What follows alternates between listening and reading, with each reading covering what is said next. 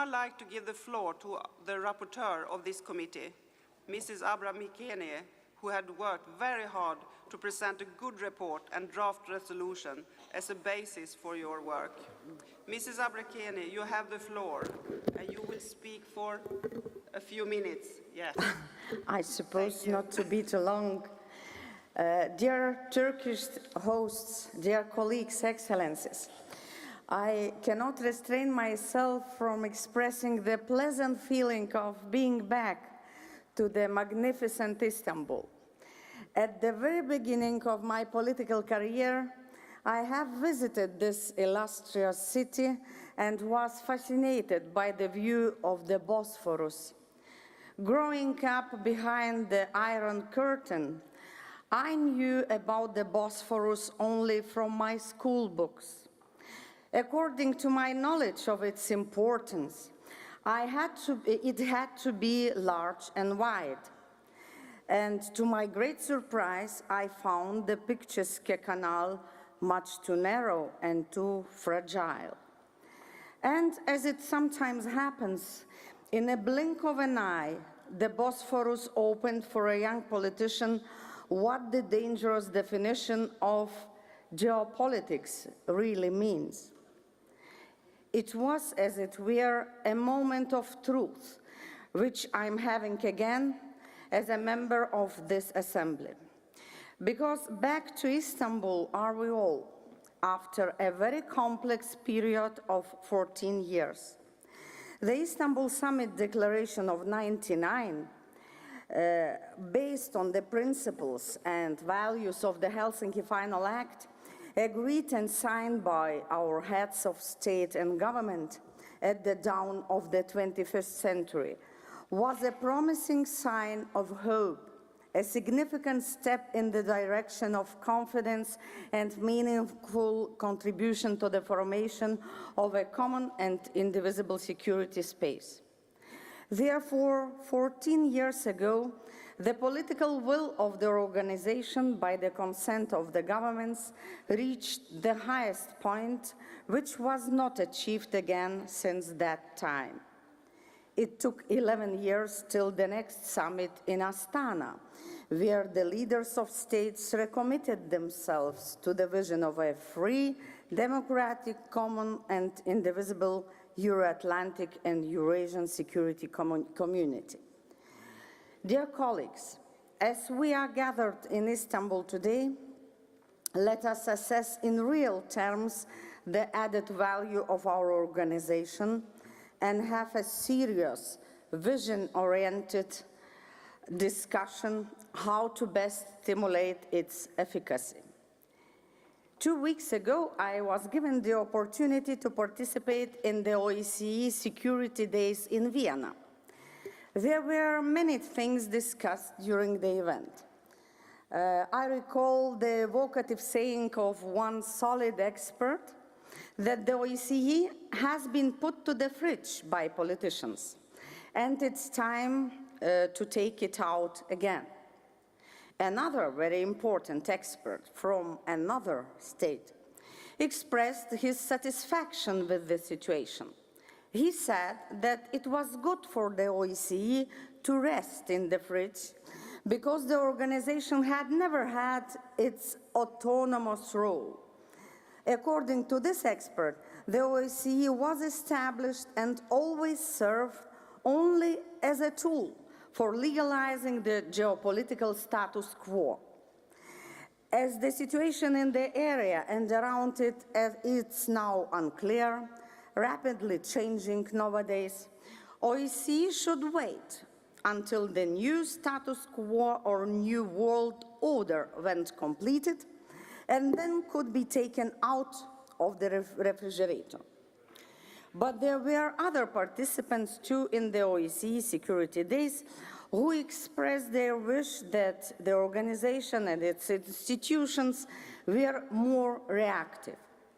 There were experts also concerned regarding ongoing decline of democracy in the member states, because, as they thought, it's exactly the state of democracy and adjustment of governments to commitments in this field which is an eloquent feature of the common condition of the whole organization.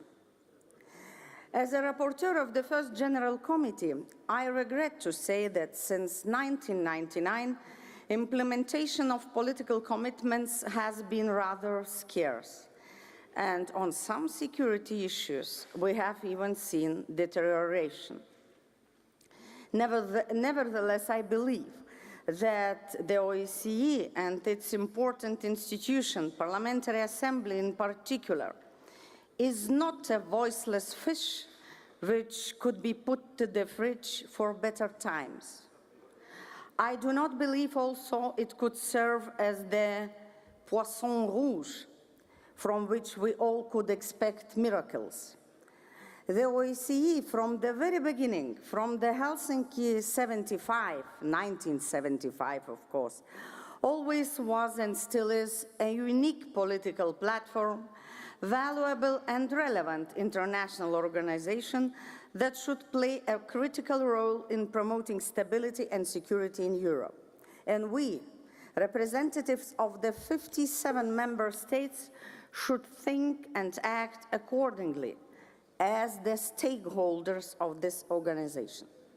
Let us be guided not only by divergences of our opinions, but much more by evaluation of the seriousness of challenges we face all today.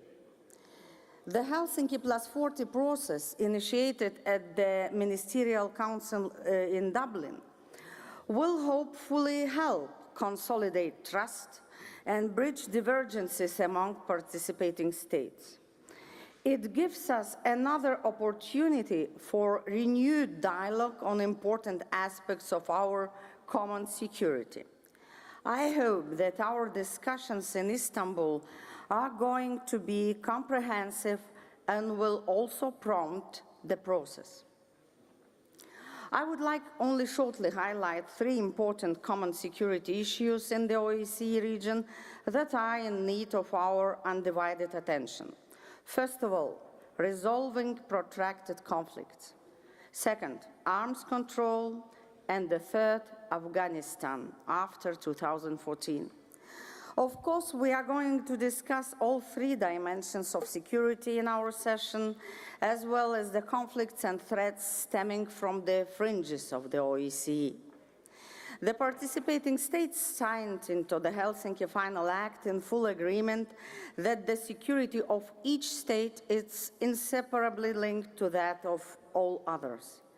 But protracted conflicts remain protracted, and they affect the lives of thousands of our citizens.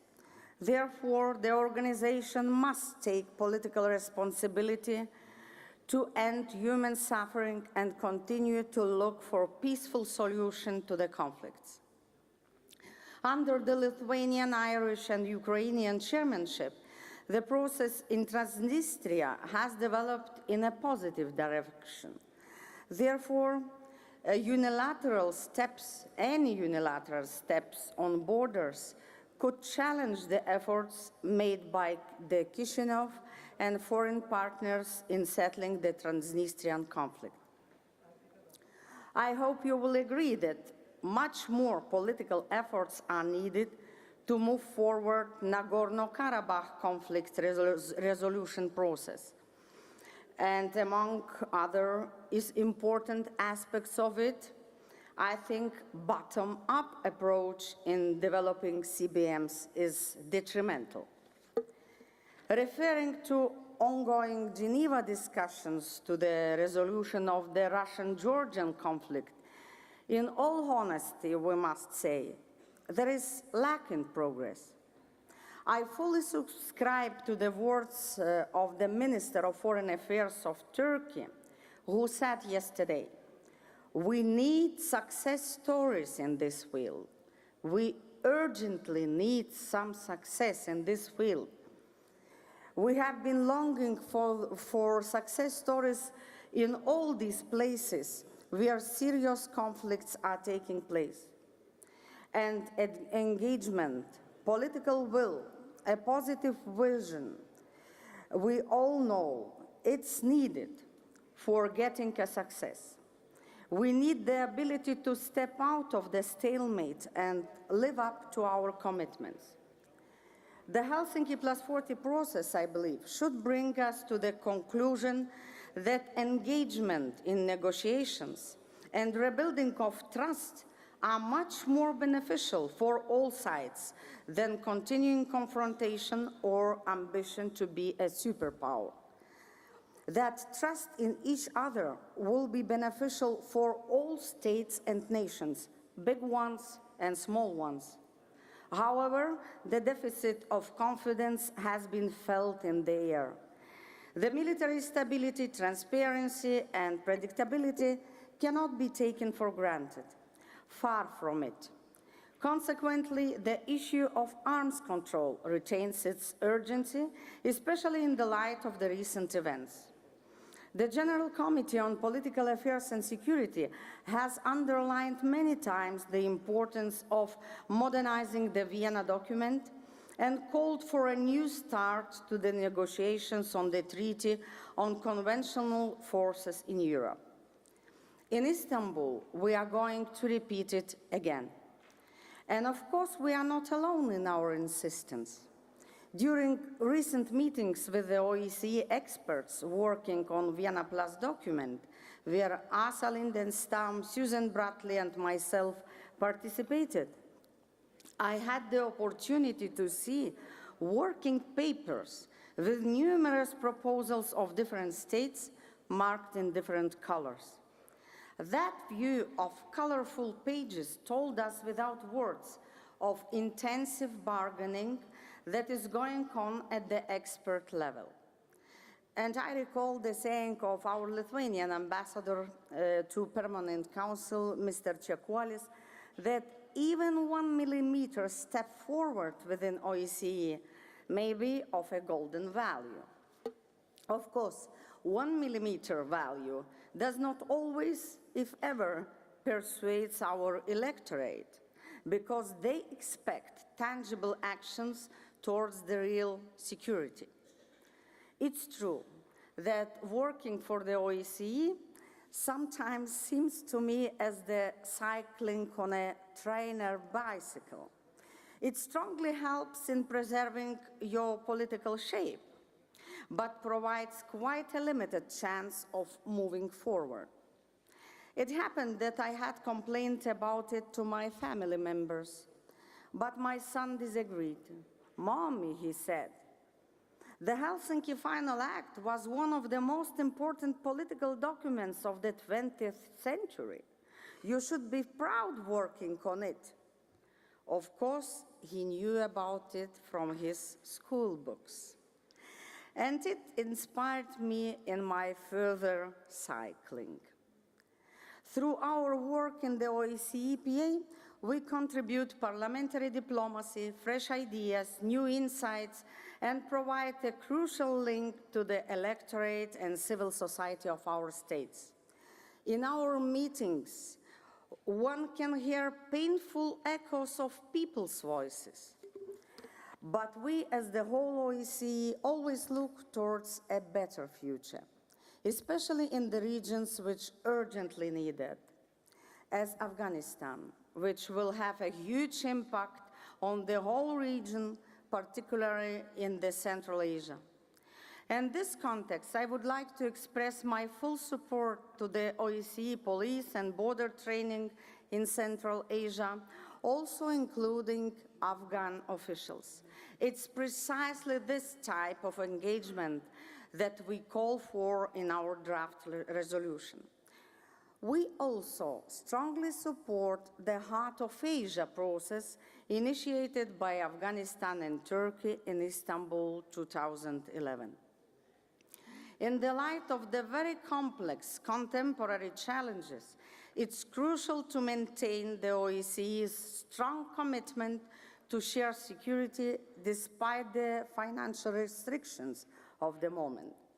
The OSCE field operations need more resources and better support to continue their important and very visible work. Also, I would like to mention the important proposals included in the Conflict Prevention Center's Food for Thought paper. Among many ideas, the paper lists various possibilities of making use of the assembly, ranging from the PA being a source of information or analysis to using us as direct contributors to early action. I look forward to discussing these options in more detail, hopefully at the winter meeting 2014. Dear colleagues, as the winner of the Nobel Prize, Josip Brodsky, wrote about Istanbul, there are places where history is inescapable, places where geography provokes history. Today we are here on Bosphorus, a gateway between East and West, Europe and Asia. And I dare remind you that in 2014, the world will commemorate 100 years from the beginning of the World War I. More and more books and articles have been published and read about it. And each time we read about World War I, we ask ourselves if everything was done by politicians and other history makers of that time to prevent this major disaster. But today we ourselves are history makers for the coming generations. Each of us has different possibilities and influence, of course, but we all have our personal responsibilities on how this history is to be written. Developing a security community insistently requires building of trust or rebuilding if it's needed. And we all understand how uneasy would that be, rebuilding of trust in this heavily divided, wounded, and bleeding world. But when I was a student of music, our professors used to joke that children should be exposed to music teaching with their mothers, or even better, their grandmothers are in the prenatal condition. But most important, it's never too late. And the same thing can be said about trust between nations.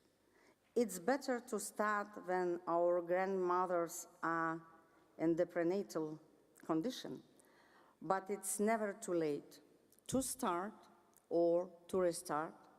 And it's what I wish to all our states and all our nations. Thank you for your attention.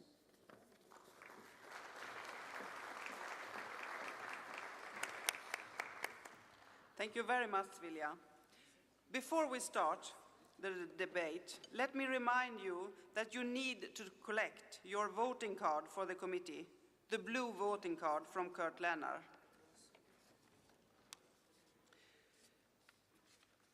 It would assist me greatly if any member wishing to speak during the debate could enter his or her name in the register as early in the debate as possible. I would like to suggest that we limit our contributions during the debate today to 3 minutes. 3 minutes. Is that okay? Thank you for your agreement. The floor is now open for debate. Please remember that contributions should be no longer than 3 minutes. Thank you. And then I give the floor to Mr. Neri from France. You have the floor, sir. Oui, bonjour, merci Madame la Présidente. Le processus ESINKI plus 40 doit être pour le OSCE l'occasion de donner une impulsion politique forte d'ici 2015. Pour cela, nous souhaitons aboutir à des réalisations concrètes. Les divergences de vues ne doivent pas empêcher l'affirmation d'une ambition commune. Tous les États participants ont une responsabilité particulière, celle de conserver l'esprit d'Helsinki. C'est par le dialogue et la confiance mutuelle qu'il sera possible de parvenir à un accord pour donner à ce processus toute sa portée. Je tiens à remercier la rapporteure pour le travail important qu'elle a accompli. Son projet de résolution affirme une véritable ambition pour les Helsinki plus 40. Oui, nous voulons des décisions concrètes sur un plan d'action. Oui, nous voulons bâtir une véritable communauté de sécurité euro-atlantique et eurasienne indivisible. Le Conseil permanent de l'OSCE doit intégrer les suggestions de l'Assemblée parlementaire. Celle-ci constitue le lien direct avec les habitants de l'espace OSCE. Le processus Helsinki +40 ne réussira que si sa dimension parlementaire est pleinement prise en compte. Une communauté de sécurité passe obligatoirement par une maîtrise des armements conventionnels. Un pas important sur le commerce des armes, avec l'adoption par les Nations Unies du traité sur le commerce des armes. Nous avions souligné cet enjeu dans notre déclaration de Monaco. Il faut maintenant ratifier sans délai ce traité.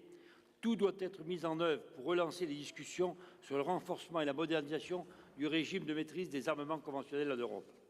Le traité ciel ouvert a permis de mener un grand nombre de missions d'observation depuis son entrée en vigueur en janvier 2002. Les États participants doivent unir leurs efforts pour réduire les coûts de mise en œuvre. Nous devons appuyer le rôle des missions de l'OSCE sur le terrain. Elles permettent une action concrète qui prend en compte les différentes notions de la sécurité. Le concept de sécurité serait incomplet sans sa dimension humaine. On ne peut accepter les violations de leurs engagements par les États participants. Notre Assemblée doit jouer tout son rôle dans ce domaine, en particulier dans le renforcement du processus démocratique et dans la mission d'observation électorale. L'OSCE doit aussi déployer toute son énergie pour résoudre les conflits prolongés. Ils déstabilisent notre espace commun depuis trop longtemps. Un succès dans ce domaine est un préalable pour avoir une communauté de sécurité dans l'espace OSCE. Lors de notre réunion du bureau de Copenhague, nous avons été plusieurs collègues à souligner la dimension économique d'Helsinki +40. Les politiques d'austérité imposent des conditions très dures aux populations. Elles sont porteuses de risques d'explosion sociale. Elles peuvent favoriser et favorisent déjà malheureusement la montée des extrémismes et des populismes. L'assainissement budgétaire est nécessaire, mais il doit se conjuguer avec une action vigoureuse pour la croissance et l'emploi. Il faut redonner des perspectives aux populations éprouvées par la crise économique. Sinon, elles vont sombrer dans la désespérance qui peut ouvrir la porte à toutes les aventures. Enfin, la sécurité de notre espace est liée à celle de la Méditerranée. Nous sommes particulièrement inquiets de l'évolution de la situation en Syrie. Notre Assemblée doit s'investir davantage aux côtés de nos partenaires méditerranéens. Lors de notre réunion du bureau de Copenhague, j'ai à nouveau souligné cette exigence. Je remercie Madame la rapporteure d'avoir intégré dans son projet de résolution la nécessité de relancer le Forum méditerranéen. Nous devons passer aux actes, il est grand temps. Je suis prêt à prendre toute ma place pour ma part pour faire des avancées dans ce domaine. Wow. Thank you, Mr. Neri. And now we move to Mr. Ashimbayev from Kazakhstan. You have the floor, sir. Дамы и господа, прежде всего хочу поблагодарить госпожу Абрамикене за очень обстоятельный, содержательный доклад, который охватывает ключевые вопросы безопасности на пространстве ОБСЕ. Очень важно, что вопросы, касающиеся Афганистана, остаются в центре внимания Парламентской ассамблеи ОБСЕ и нашего комитета. И очень важно, я считаю, что на заседании нашей сессии присутствует представительная афганская делегация. В предстоящие годы Афганистан должен пройти 3 транзита. Первый транзит – это транзит политический. Весной следующего года в Афганистане состоятся президентские выборы. И критически важно обеспечить спокойную передачу власти от действующего будущему президенту страны. Второй транзит, который проходит Афганистан, это военный. В Афганистане идет процесс передачи ответственности, полномочий за военную безопасность от международных сил содействия безопасности к национальной армии и национальной полиции. Де-факто этот процесс будет завершен к концу следующего года, и очень важно этот транзит также обеспечить достаточно спокойно и, в общем-то, в соответствии с поставленными целями. Третий транзит экономический.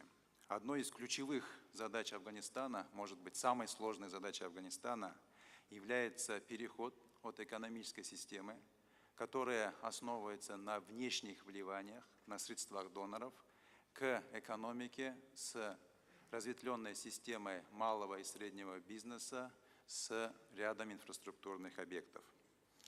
Считаем, что по всем этим 3 направлениям транзита Парламентская ассамблея ОБСЕ могла бы оказывать совместно с другими международными организациями помощь этому государству, так как все 3 транзита соответствуют 3 базовым направлениям деятельности ОБСЕ. И в этом контексте мы считаем, что важную роль играет парламентская дипломатия. И мы, казахстанские парламентарии, в мае этого года посетили Афганистан, где провели очень содержательные встречи с нашими коллегами из афганского парламента и обсудили многие вопросы сотрудничества. И мы здесь исходим из того и больше убеждаемся, что национальный парламент вполне способен стать ключевым механизмом обеспечения баланса между различными группами и может выступать в качестве движущей силы на пути к новому Афганистану. И ключевой месседж, который я хочу озвучить в своем выступлении, он заключается в следующем. В целом, поддерживая процесс развития парламентаризма, мы будем способствовать формированию стратегических инструментов обеспечения баланса и стабильности в этом государстве после 2014 года. Спасибо за внимание. Thank you. And we handle the word to Mr. Tursunbekov from Kyrgyzstan. You have the floor, sir. Большое спасибо, госпожа председатель. Уважаемые коллеги, уважаемые участники сегодняшнего заседания, я рад вас приветствовать в этом прекрасном месте общения. А также благодарю госпожу Вилму Абрамикене за хороший доклад, так как он охватил основные вопросы, которые выходят в компетенции данного комитета. Было интересно еще раз вспомнить о обязательствах, упомянутые в Хельсинском заключительном акте, и подумать над тем, что еще можно сделать для улучшения вопросов, относящихся к первому измерению. Принимая во внимание принцип ОБСЕ, а также стратегию ОБСЕ по противодействию угрозам безопасности и стабильности в 21 веке, хотелось бы напомнить, что наиболее обширной категорией угроз для государств-участников и непосредственно для людей остаются угрозы, порождаемые межгосударственными и внутригосударственными конфликтами. Недавние конфликты, которые произошли и происходят в приграничных районах Центральной Азии, а также на территории региона, всего региона ОБСЕ, показывают, что вопрос по безопасности приграничных районов и по сей день остается актуальным, и поэтому существует необходимость в разрешении данной проблемы. В докладе были затронуты вопросы по укреплению безопасности границ, что является очень важным в наши дни. Учитывая то, что демаркация и делимитация границ будет способствовать развитию дружественных отношений между государствами, как на правительственном, так и на местном уровнях, я хотел бы призвать государства-участники ОБСЕ проявить заинтересованность в разрешении вышеуказанной проблемы. Большое спасибо за внимание.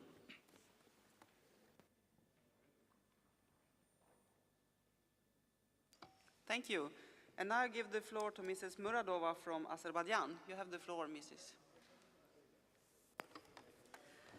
Спасибо, господин председатель. Уважаемая госпожа Аликнати, мы высоко ценим ваши усилия, вложенные в создание документов, требующих большого труда и ответственности. Я особо приветствую ваши шаги, направленные на разрешение конфликтов в регионе ОБСЕ, и хочу поблагодарить за отражение в докладе предложений по разрешению армяно-азербайджанского Нагорно-Карабахского конфликта. Также считаю, что Минская группа ОБСЕ должна оживить переговорный процесс в рамках своего мандата. Думаю, не следует ограничиваться возложением обязанностей на стороны конфликта, то есть на президентов Азербайджана и Армении. Минская группа должна стараться полностью использовать все возможности своего формата. Не думаете ли вы, что мы должны и в самом докладе, и в проекте резолюции призвать Минскую группу провести конференцию полного состава? Мне кажется, что это внесло бы вклад в привлечение всех государств, членов в процесс разрешения конфликта, а также укрепило бы атмосферу доверия, безопасности для достижения должного варианта урегулирования. Помимо этого, наше внимание к нынешним проблемам целью выдвижения на первый план предоставления гарантий суверенитету и территориальной целостности государств, членов ОБСЕ, не входящие ни в один военный блок, тоже должно найти свое отражение в этих документах. Мы предложили исключить из 11 параграфа часть предложения относительно снижения пороговых уровней, потому что меры укрепления доверия и безопасности, в особенности предусмотренные Венским документом, не могут рассматриваться вне контекста их практического применения, например, в отношении с конфликтным ситуациям. ОБСЕ следует на регулярной основе заниматься разрешением такого рода проблем, так как Венский документ предназначен для укрепления взаимного доверия и устранения озабоченностей в отношении военной деятельности. Тем не менее, этот документ не способствовал транспарентности и предсказуемости в нашем регионе. Основное положение данного документа о неприменении силы против территориальной целостности было нарушено. Принимая во внимание все сказанное, полагаем, что предложение относительно снижения порогов являются отрывочными, неполными и несбалансированными. Считаем нецелесообразным приоритизацию этих положений, потому что данные предложения никак не уменьшат угрозы безопасности нашего региона, так как основные принципы Венского документа были грубо нарушены. В разделе «Конфликты и проблемы безопасности на периферии ОБСЕ» доклада упоминается, что сотни тысяч беженцев из Сирии проникли в соседние страны, а именно в Ирак, Иорданию, Иран и Турцию. Ссылаясь на источники самой парламентской ассамблеи, я уже отмечала в своем выступлении на зимней сессии, что семьи сирийских беженцев армянского происхождения незаконно размещены на оккупированных территориях Азербайджанской республики. Я бы предложила добавить в список стран и Азербайджан. Все?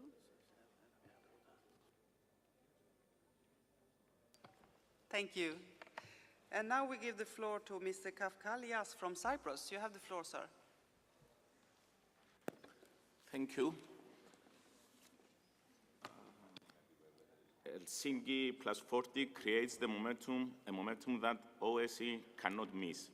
Whether security community will be a success story primarily depends on participating states' adherence to international law. Latest developments regarding Afghanistan do not leave space for optimism that a political solution will be reached soon.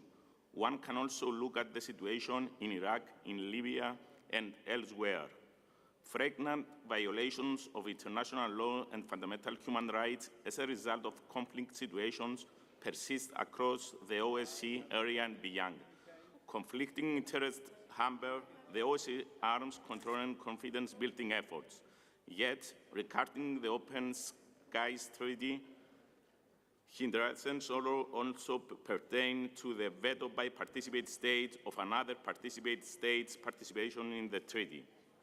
Political consensus cannot be achieved in disregard of universal principles, nor can expediencies dictate policies of double standards and a selective tolerance of the international community towards violations of these principles. Taking Cyprus as an example, tactics using its economic hardship as a tool of pressure upon the country in negotiations regarding the Cyprus problem are regrettable. Even more inappropriate are overt attempts to connect the Cyprus question with Cyprus' sovereignty energy rights with its exclusive economic zone. The Republic of Cyprus is exercising these rights in strict compliance with international and European law, of which the UN Conventions on the Law of the Sea is an integral part. We wish to reaffirm at this point sincere will of the Greek Cypriot side to pursue efforts towards the reunification of the country by means of a viable settlement in accordance with international law and pertinent UN resolutions. A settlement that will end the illegal foreign military presence in Cyprus and ensure the fundamental human rights and legitimate interests of both Greek Cypriots and Turkish Cypriots. We reiterate our appeal to Turkey to take concrete steps in this direction. It is our firm conviction that hydrocarbons must be a catalyst for peace, prosperity, harmonious coexistence and cooperation, rather than a cause of threats and for escalating tension in the region. Helsinki Plus 40 presents the OSCE with the opportunity to increase its overall political outreach, particularly to the very sensitive region. Thank you. And now we give the floor to Mr. Gegamian from Armenia. You have the floor, sir. Уважаемые коллеги, вчерашнее приветствие премьер-министра Турции господина Эрдогана, в дальнейшем выступление министра иностранных дел Ахмета Давутоглу и Джемаля Чичека навели меня на оптимистичный лад, потому что все они призывали к сотрудничеству. Вечернее посещение Долма-Бахчи навело меня на романтические мысли, а именно, что в 1842-53 годах этот великолепный комплекс был построен архитекторами-балянами, армянами. По возвращении рядом с площадью Таксим я вспомнил, что еще в XVI веке турецкий султан Сулейман Кануни в акт благодарности армянину и его личному повару, который спас его жизнь, 850 тысяч квадратных метров территории передал армянской общине. Я вспомнил и то, что в 1872 году пытались эту территорию отнять у армян, но опять-таки турецкий султан, уже другой, Абдул-Азиз, увидев фирман Сулеймана Кануни, оставил решение в силе. Тем не менее, уже в Турецкой республике эти земли были отняты у армян. Первый памятник геноцида армян в Османской империи 1915 года, который был на площади Таксим водружен в 1915 году, снесли. Я также вспомнил 10 октября 2009 года, когда президент Республики Армения проявил исключительную гражданскую мужественность и дал добро на парафирование армяно-турецких соглашений, протоколов по нормализации отношений и установлению отношений. К сожалению, этот жест доброй воли армянского президента, кстати, сегодня день его рождения, я от души поздравляю его, был недооценен не только турецкой стороной, но и в парламентской ассамблее ОБСЕ. Потому что Армения пошла на беспрецедентные шаги. Что касается моего коллеги Мурадовой, к сожалению, видимо, она давно не читала заключительный акт совещания по безопасности в Хельсинки. Иначе, прочитав это, тем более прочитав лох-эрнское обращение 3 президентов сопредседателем Минской группы Барака Обамы, Владимира Путина и Франсуа Олланда, в связи с Нагорно-Карабахским конфликтом, она никогда бы не осмелилась предложить созыв обширной конференции, ибо это будет актом неуважения и недоверия в адрес президентов великих держав, чего допускать не надо. Это 5-е по счету их обращение, полностью основанное на Хельсинкском заключительном акте, и Армения свято будет придерживаться этого. Спасибо. Thank you. And now it's Mr. Tessiev from France. You have the floor, sir.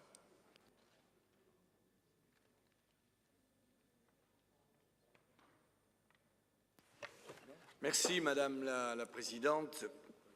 Mes chers collègues, nous voilà à mi-parcours de la présidence ukrainienne, elle-même partie d'un cycle de 3 années qui vise, si le processus Helsinki plus 40 lancé à Dublin, aboutit à redynamiser notre organisation.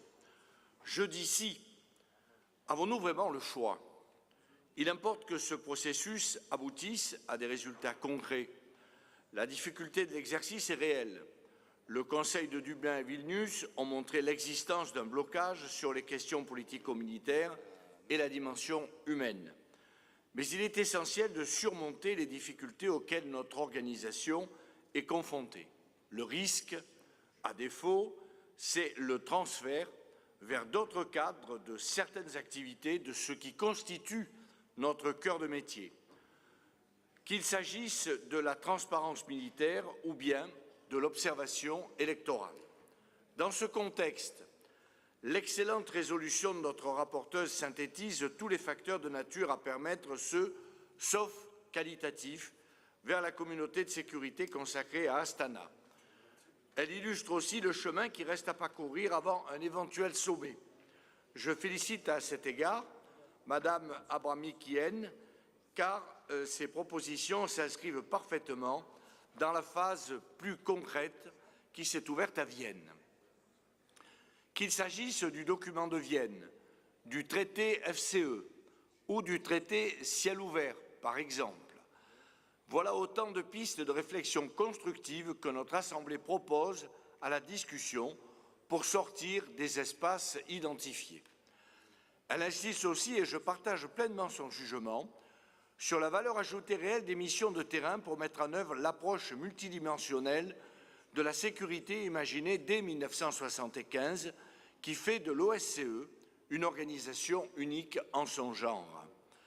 À mon sens, le critère de redéploiement de la présence de terrain de l'OSCE ne peut donc être que le respect plein et entier des engagements souscrits librement par les États participants. Enfin, et là encore je lui apporte mon appui, la résolution des conflits prolongés est une condition indispensable à la réalisation de cette communauté de sécurité. La France œuvre particulièrement en ce sens au sein du groupe de Minsk. Le Conseil ministériel de Kiev sera déterminant pour la suite du cycle Helsinki plus 40 aussi.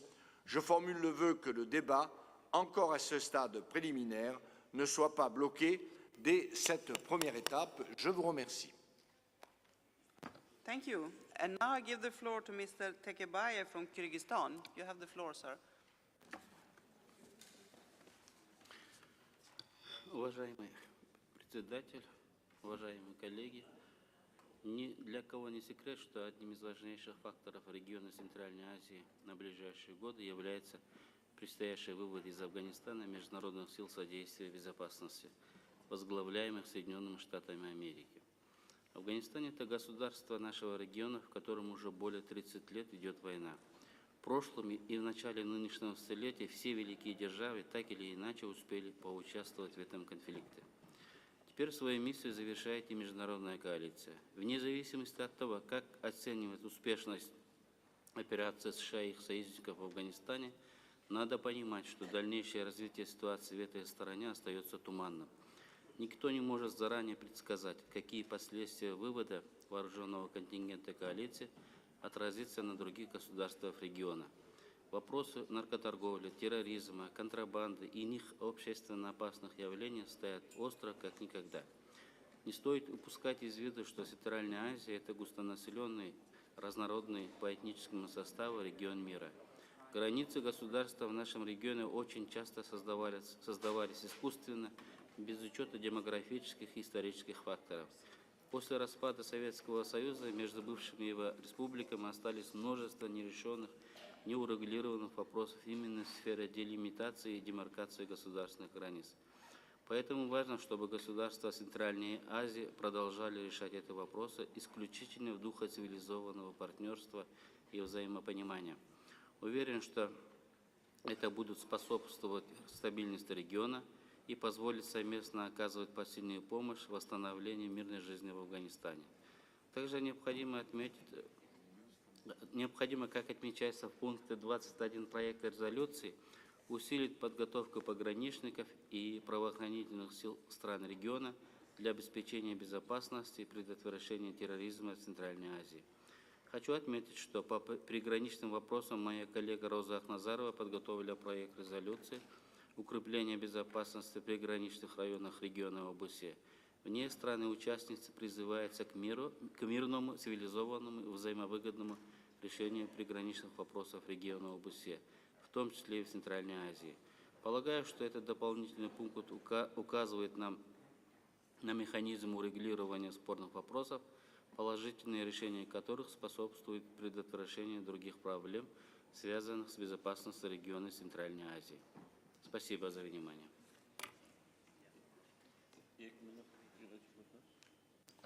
Thank you. And now I give the floor to Mr. Guliev from Azerbaijan. You have the floor, sir.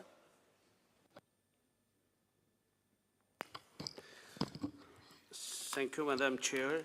First of all, I'd like to thank Madam Abramikine for this well-prepared and comprehensive report which covers many important political and security issues of the region. I think by naming the summit Istanbul to Istanbul, our rapporteur was absolutely right. Since 1999, Istanbul summit was a milestone for the OSCE security architecture. I also agree with the point that even though essential political commitments have been made in Istanbul summit, some issues have not found their positive solutions. One of these issues is the protracted conflicts in the region. The Mediterranean in Moldova, Abkhazia and South Ossetia in Georgia, and of course Armenia, Azerbaijan, Nagorno-Karabakh conflict. Speaking about the Nagorno-Karabakh conflict, as you may know, for many years we have been discussing this problem. Unfortunately, despite 20 years of work, the Minsk group has not reached success over this issue and the conflict remains unresolved. As Mrs. Abramikine mentioned it in her report, despite the ceasefire, casualties on both sides of the line of contact continue to manifest. Since the co-chairs have not achieved any progress on the peace talk, of course, I would like to join to the suggestion of my colleague from Azerbaijan, Madam Rodova, just to call the Minsk group meeting in full format. This is really needed. I think the meeting of the 11-member countries would be helpful to dynamize the process of finding a lasting and a comprehensive solution. What we can discuss, of course. First of all, we should make some clarification. We need to think why the negotiation does not bring any result. How can we solve the problem peacefully? What are the main obstacles? Do we need to rethink about the format of the Minsk group? Do we need to bring other countries to the process? Or is there any need for strengthening the mandate of the group? We need to find answers to these questions. Resolving the protracted conflict peacefully is vital for the future prosperity of our region. Therefore, today, I strongly urge the Minsk Group co-chairs to convene the Minsk Group meeting in full format. Talking about the last statement of G8, I think it was very clear that the status quo is not accepted. It should be changed because really the status quo keeping for about 20 years is not satisfactory for the region and it should be changed. In order to change it, of course, there is a need to deoccupation the Azerbaijani territories which is under the occupation of Armenia. Thank you for your attention. Thank you. And now I give the floor to Mr. Kulakov from Russia. You have the floor, sir. Спасибо большое, госпожа председатель. Я прежде всего хотел бы поблагодарить госпожу Абрамикене от российской делегации за прекрасно предоставленный доклад и проект резолюции. С учетом тех поправок, которые будут приняты или не будут приняты, но российская делегация в полном составе поддерживает данную резолюцию, представленную госпожой Абрамикине. Но прежде чем продолжить свое выступление, я хотел бы еще раз поблагодарить наших турецких друзей, наших коллег за прекрасно организованную работу здесь, на нашей сессии, а также поздравить их с тем, что турецкий фильм занял первое место на Московском кинофестивале, а за лучшую женскую роль на этом же кинофестивале награждена турецкая актриса. Давайте им поаплодируем.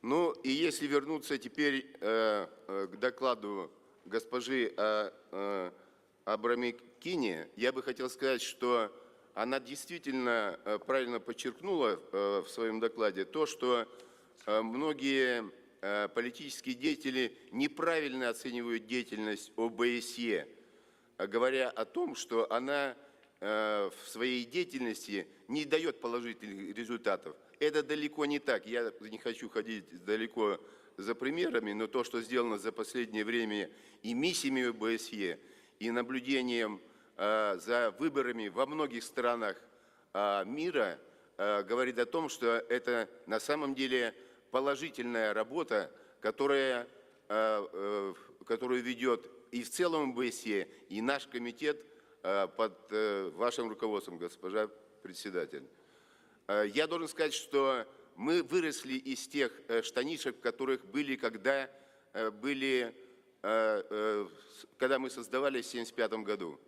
Мы уже не ОБСЕ на самом деле. Мы трансконтинентальная организация, которая включает в себя представителей стран 4 континентов. Это Америка, Северная Америка, это Европа, это Азия, это Африка. Поэтому нам, нашему комитету, госпожа председатель, я думаю, надо подумать о том, что все-таки название ОБСЕ, оно уже несколько устарело. И в ходе тех реформ, которые мы будем проводить, я думаю, мы с вами эту линию проведем. И говоря о том, что ОБСЕ, влияние ОБСЕ распространяется от Ванкувера до Владивостока, это отражено в резолюции. Это еще раз подчеркивает необходимость сделать то, о чем я здесь сейчас говорил. Я уложился точно во время. Спасибо.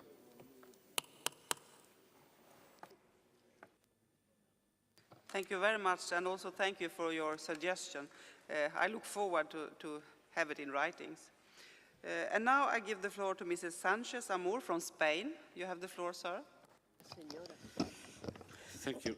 Gracias, Presidenta. Gracias a Vilija Abramikiene por su informe.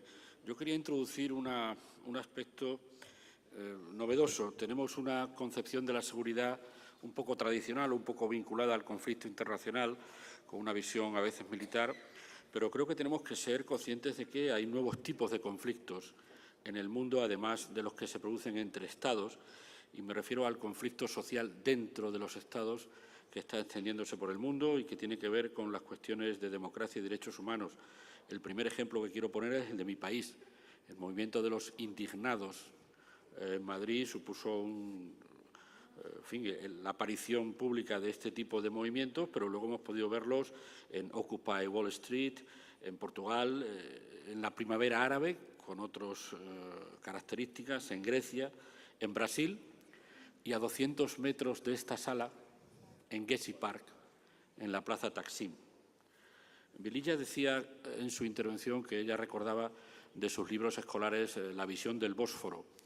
Yo venía a Estambul con el recuerdo reciente de las noticias incesantes en toda la prensa mundial de los hechos que sucedían aquí al lado del hotel, y en la primera noche que llegué a Estambul visité Taksim para tener una impresión al menos física de ese escenario que estaba siendo visto por todas las televisiones del mundo.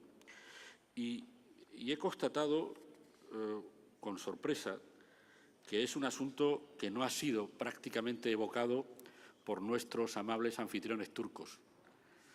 Y yo creo que esa situación sobrevolaba esta sala ayer y, sin embargo, nunca se ha hecho práctica, nunca se ha hablado directamente.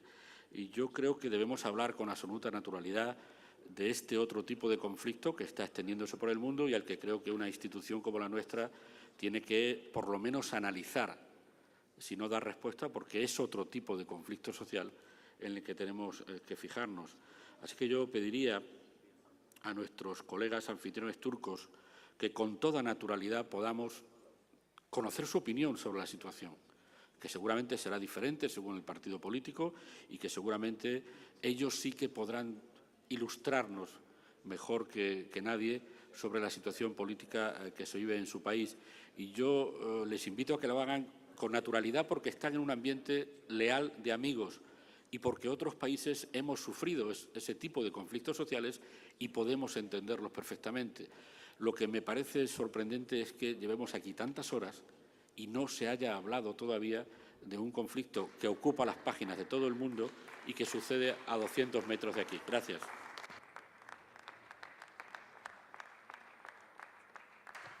Thank you. And now I give the floor to Mr. Salam Souda from Tajikistan. You have the floor, sir.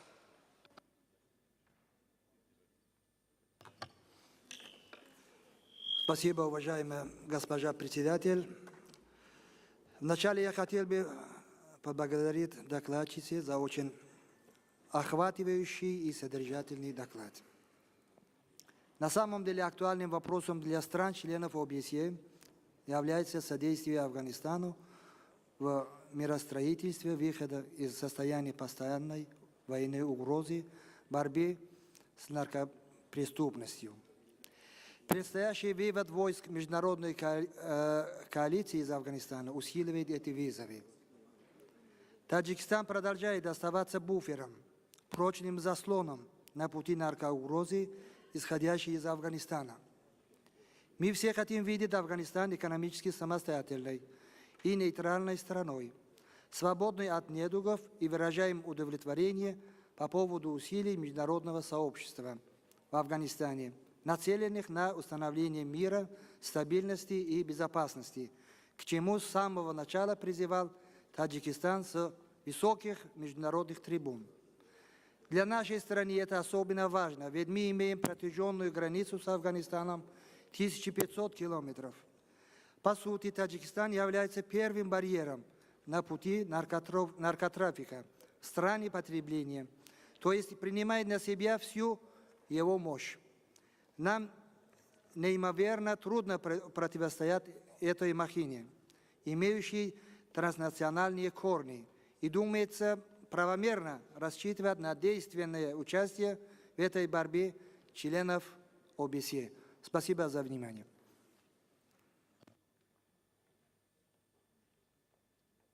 Thank you. And this concludes the list of speakers. So, Vilja,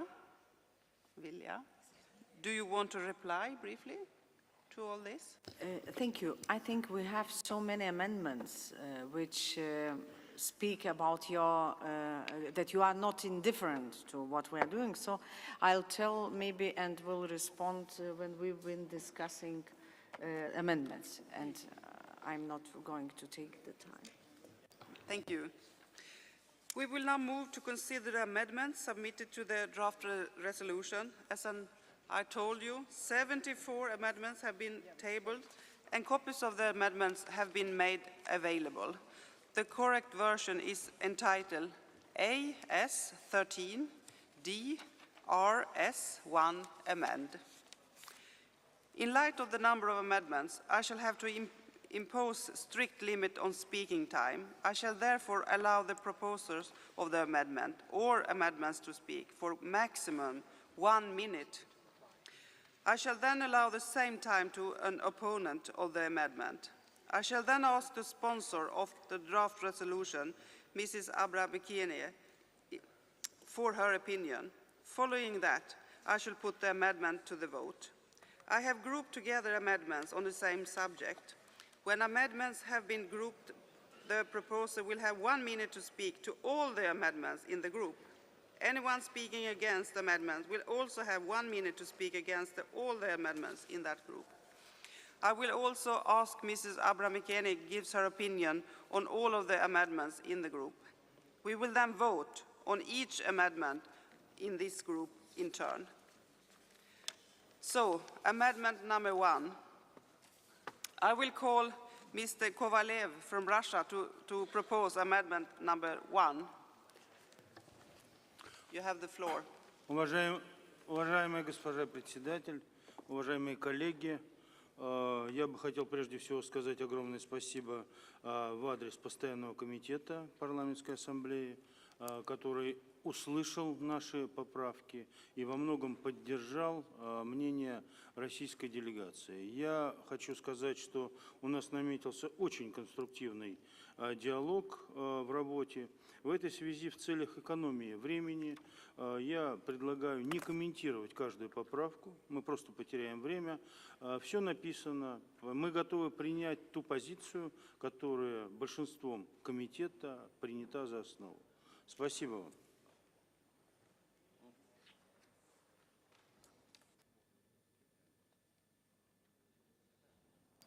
Thank you. And now I ask, does anyone wish to speak against amendment number 1? No one?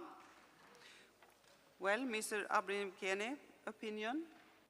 I agree.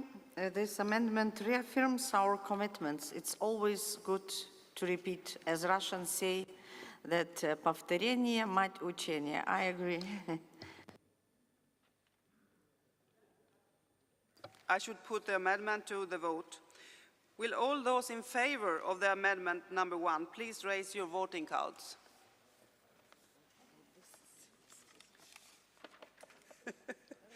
Oh. Thank you. And those against?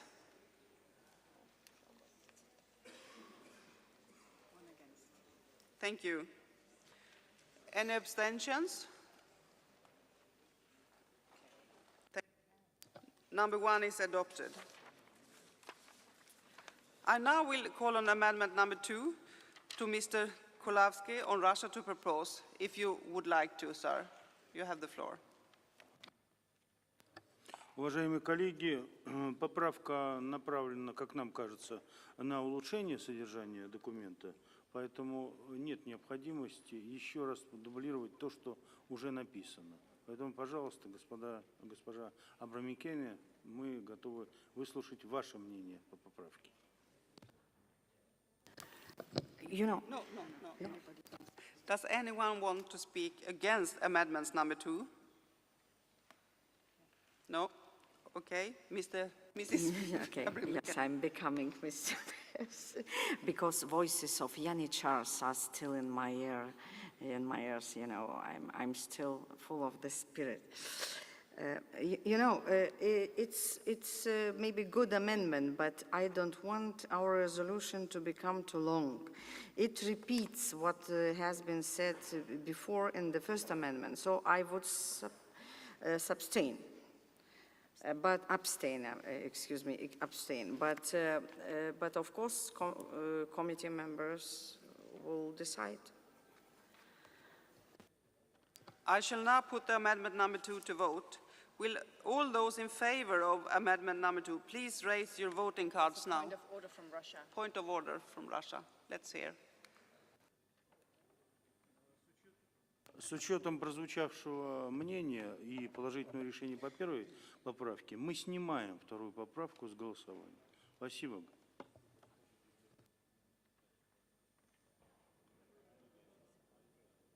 Thank you, and then it's withdrawn. Then I go forward to amendment number 3, and that is Mr. Kafkalias from Cyprus to propose amendment number 3. You have the floor, sir.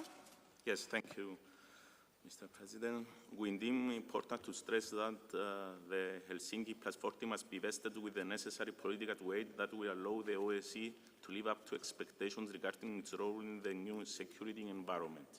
We therefore deem essential that the relevance of OSCE founding principles which pertain to international law and the UN Charter and the need for this organization to ensure more actively their full and equal implementation by participating states be stressed in this resolution. Thank you. Thank you. Does anyone want to speak against amendment number 3? No one? The rapporteur, please. I agree. At the very beginning of our resolution, Helsinki Plus 40 should be mentioned. I shall now put the amendment to vote, number 3. Will all those in favor of amendment number 3 please raise your voting cards now?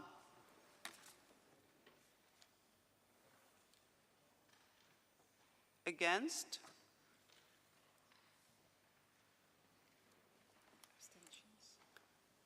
Abstentions?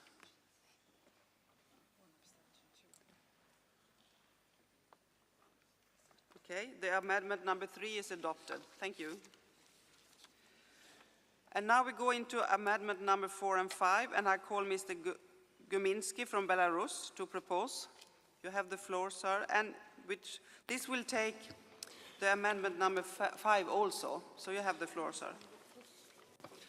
Спасибо, госпожа председатель.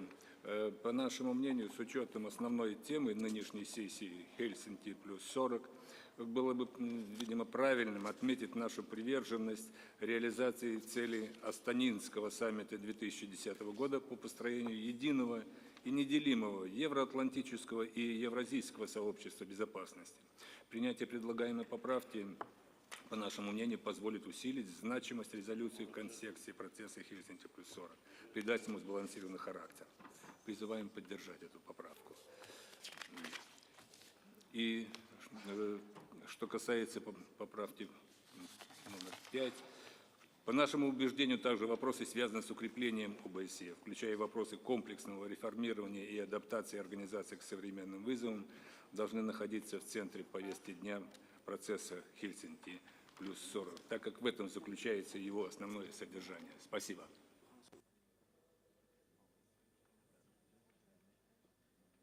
Thank you. Does anyone wish to speak against number 4 or 5? No one? And Mrs. Rapporteur, Mrs. Vilja.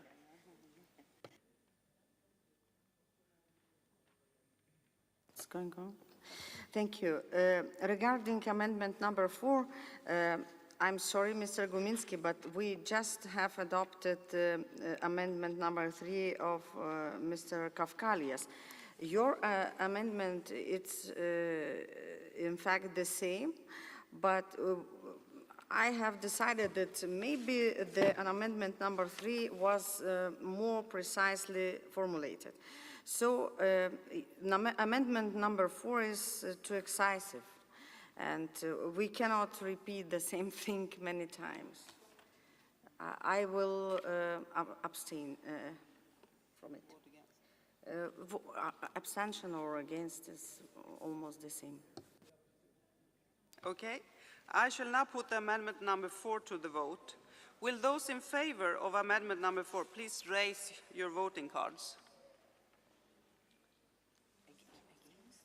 Four.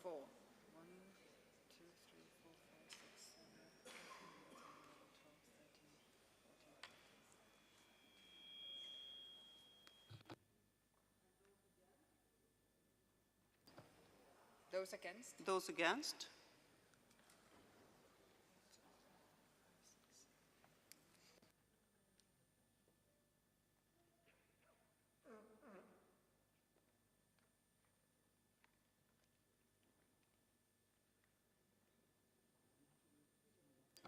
And abstentions?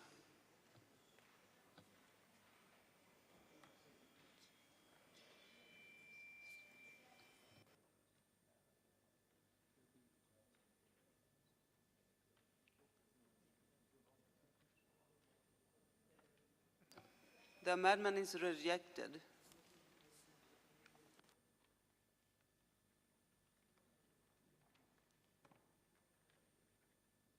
Yes, and Vilja, number 5. Thank you. You know, I'm against this amendment because 2 or 1.5 aspects of the whole Helsinki plus 40 process have been taken of the context and presented as an amendment.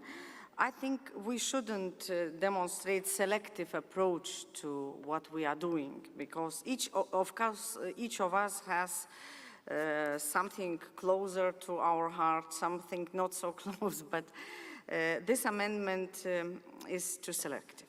I'm against it. Thank you. And now you will raise your voting cards. Those who is in favor of amendment number 5, please raise your card.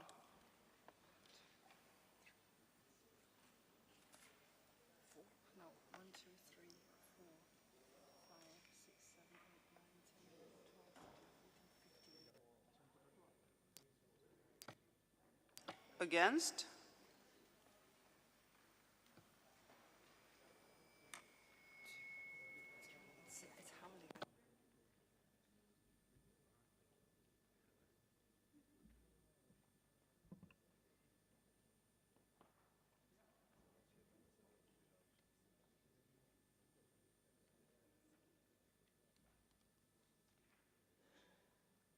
Abstentions?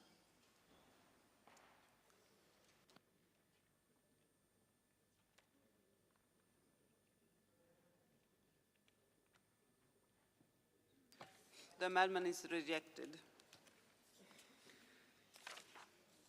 Then we go on to amendment number 6, and I call Mrs. Bradley from Norway to propose amendment number 6. You have the floor, sir. Madam. Thank you. This The original paragraph 3 has to do with the Vienna document, and I think the Vienna document also should be mentioned in the beginning of this resolution. So it's in order to clarify and make it more accurate. Does anyone want to speak against the amendment?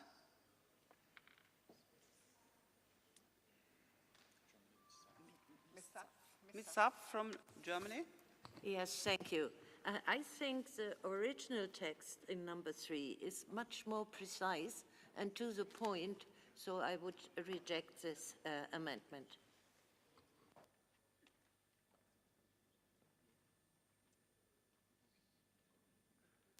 Vilja? I think that our committee members could decide. I like this amendment because, you know, it reflects our experience in Vienna, this view of colorful pages which I was talking about. It takes into consideration that efforts have been made, but you decide in your own way, each of you.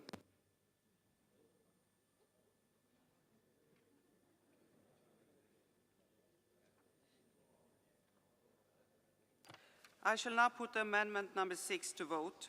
Will all those in favor of amendment number 6 please raise your cards now?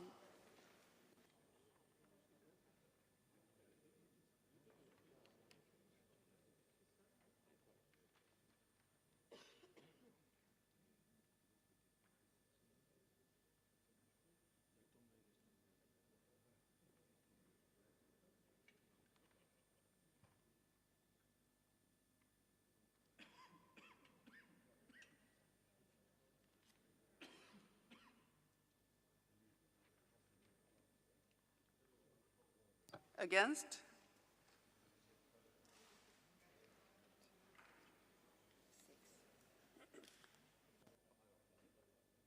Abstentions?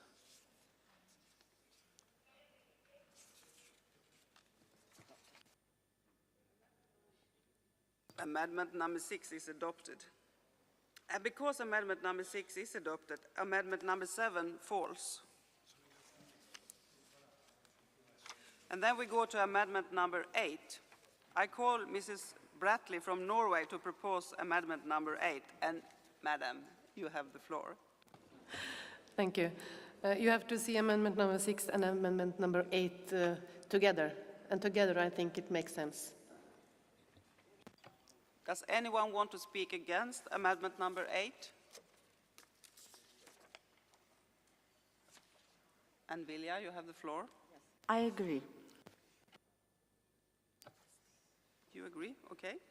I shall now put amendment number 8 to vote. Will those all in favor of amendment number 8 please raise the voting cards now?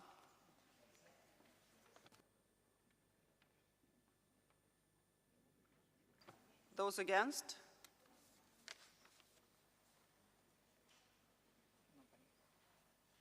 Yes, one. Abstentions?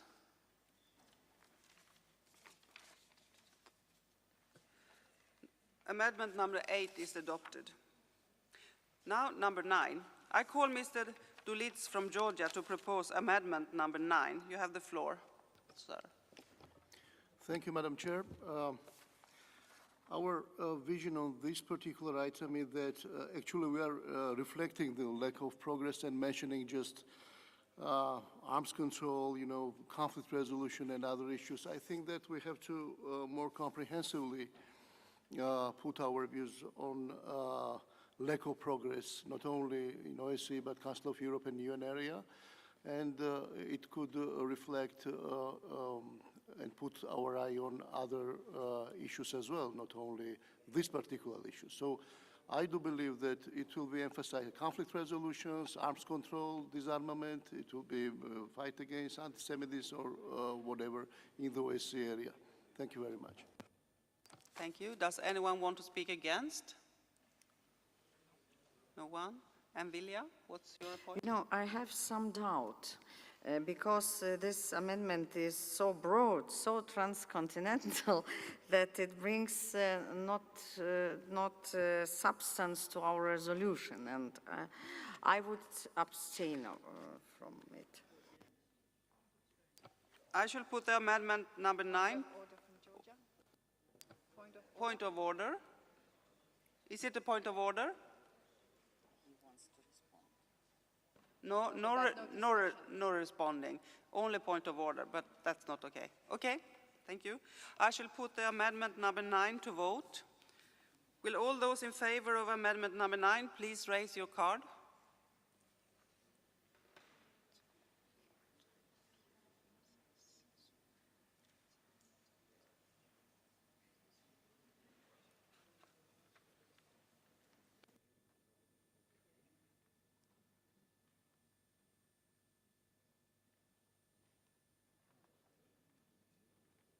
Against?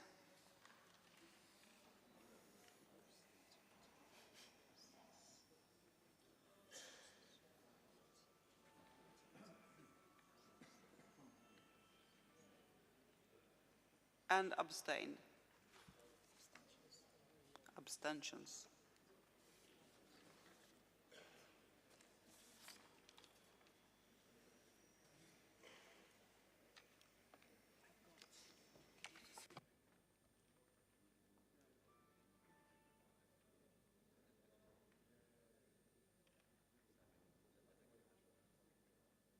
The amendment is adopted.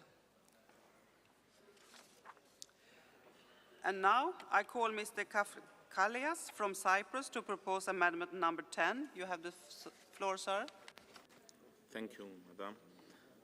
In order to make Helsinki plus 40 a success story towards a security community, it is imperative to comply with international law and pertinent UN resolutions in efforts to settle such conflicts and to step up efforts in this direction, as called for by the Astana Commemorative Declaration.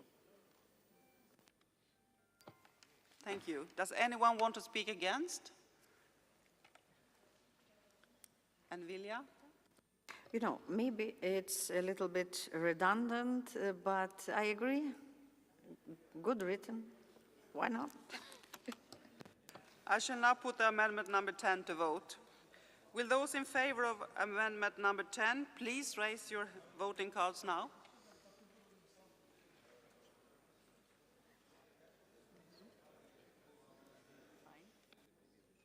Against?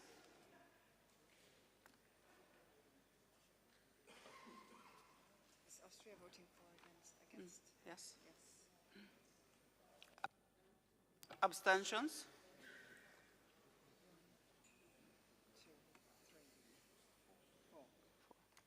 5. 5, yes. It's adopted. Thank you. Now I will call Mrs. Ashimbayev of Kazakhstan to propose amendment number 11. You have the floor. Дамы и господа, наша задача как стран-партнеров заключается в оказании системной поддержки Афганистану. И данная поддержка, на наш взгляд, не должна сводиться лишь к усилению пограничного контроля в Центральной Азии. Необходим комплексный подход, включающий как обеспечение безопасности на границах, так и обеспечение экономического развития Афганистана. Поэтому мы предлагаем эту поправку. Спасибо.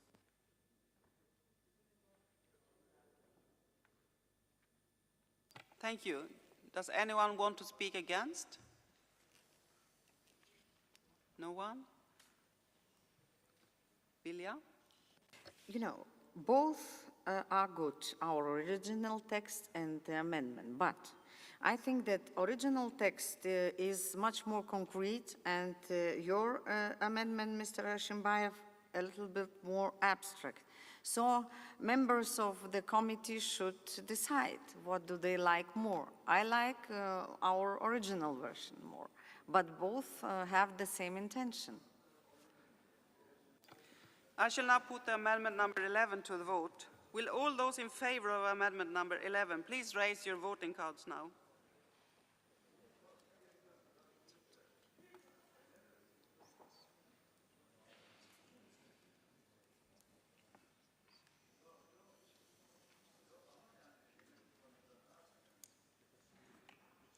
Against?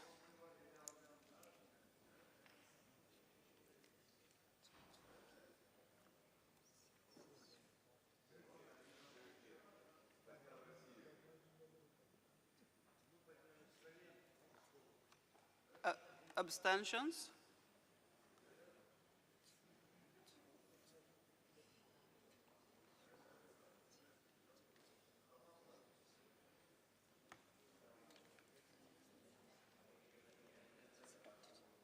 It's adopted.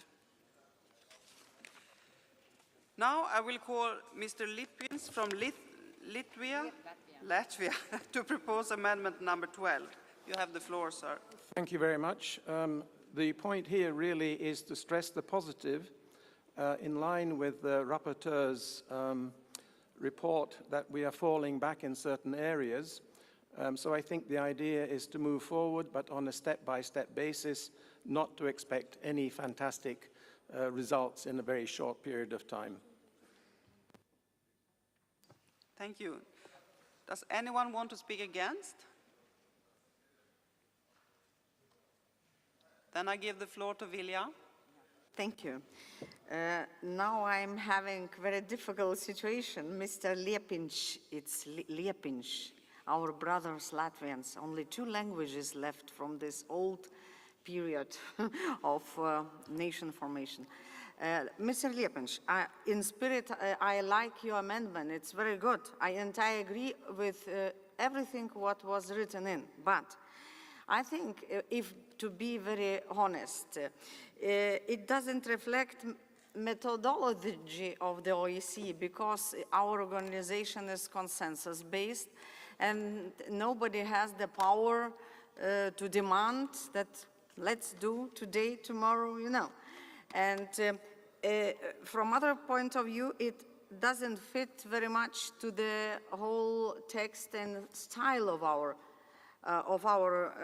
resolution. So being very close to Latvia in my heart, I will abstain. Sorry. I shall now put amendment number 12 to the vote. Will those in favor of amendment number 12 please raise your voting cards?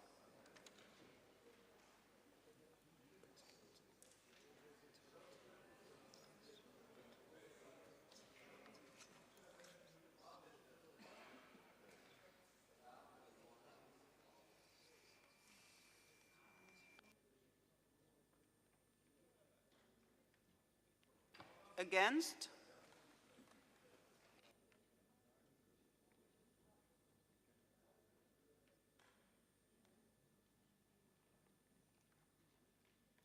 Abstentions?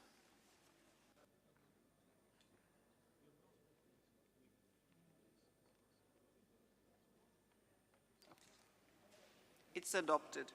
Thank you. Now we go to amendment number 13.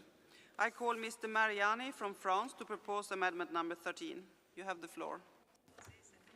Oui, Madame la Présidente, le renforcement de l'engagement de l'OSCE en Asie centrale doit être l'une des grandes priorités de notre organisation. Ce d'autant plus qu'elle a une valeur ajoutée particulière reconnue de tous dans cette région aux multiples défis. Elle ne peut bien sûr se substituer à l'indispensable volonté politique des États centra-asiatiques, ni à une coopération régionale pour faire face aux multiples risques pour la sécurité dont je parlais. Mais elle peut être un vecteur de cette coopération grâce à ses outils et aux projets qu'elle met en œuvre. Aussi, mon premier amendement, après le paragraphe 4, vise à saluer le rôle des États participants d'Asie centrale ainsi que celui de notre pays hôte dans cette période charnière, mais aussi au-delà. Merci. Does anyone want to speak against? No one? Vilja? I agree. It is a very good amendment. I think it was lack of precise wording addressed to the Central Asia, and we can adopt it. I shall now put amendment number 13 to the vote. Will those in favor of amendment number 13 please raise your voting cards now?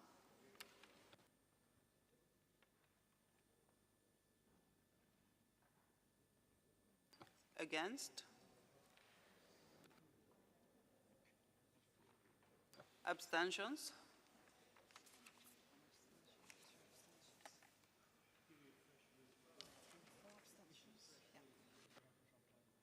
It's adopted.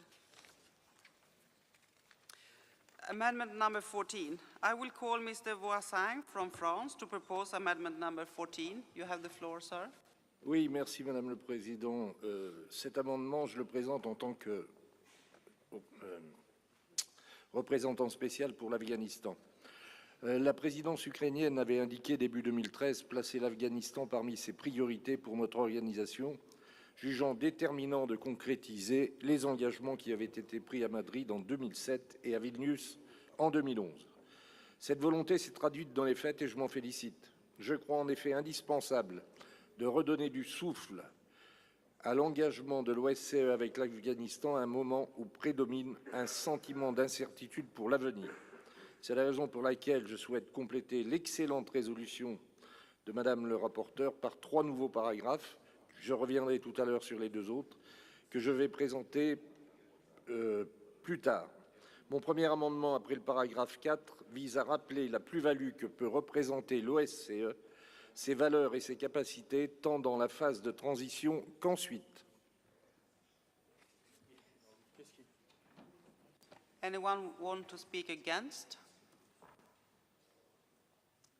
No? And then, Vilja? Thank you, Mr. Wozan. It's a very good amendment, and I suggest to adopt it. And now I will put amendment number 14 to the vote. Will those in favor of amendment number 14 please raise the voting cards now?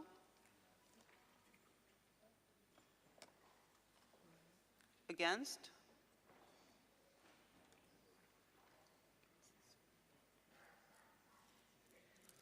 Abstentions?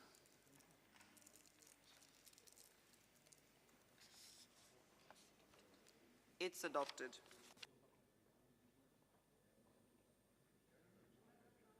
Amendment number 15, I call Mrs. Fry from Canada to propose amendment number 15. Madam, you have the floor. Thank you very much, Madam Chair.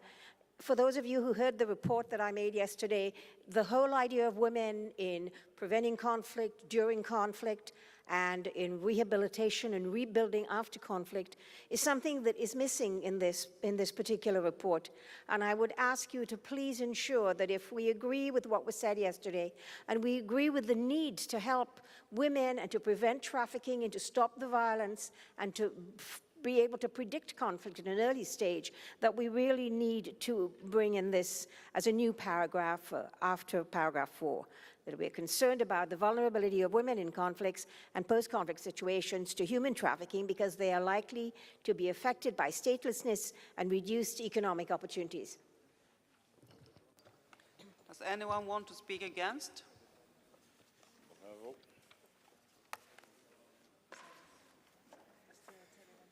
You want to speak against, Mr.? No, just reading. Okay. And Ms. Vilja? I think there are so many signatures under this amendment that I would only suggest to adopt it. Okay. I will put the amendment number 15 to the vote. Will those in favor of amendment number 15 please raise your cards now?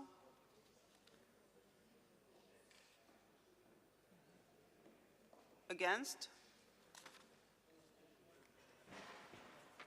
Abstentions? It's adopted.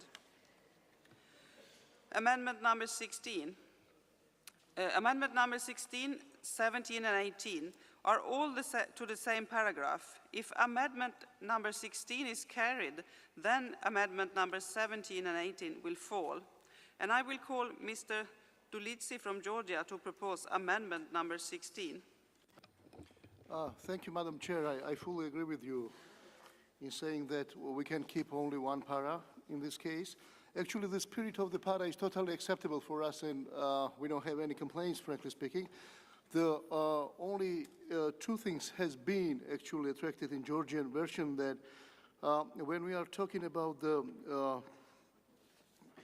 mutual trust and Helsinki Plus 14 mechanisms and confidence-building measures, etc. We think that it should continue the dialogue on interaction between the OSCE and initiatives of Euro-Atlantic and Eurasian security, developed in line with the particularities of the individual countries. This is first opinion. And the second, we actually put the principle of territorial integrity and the internationally recognized border wording. So we appreciate if this will be taken into account. I mean, all this, what I said, is based on OSCE documents. Thank you, Madam Chair.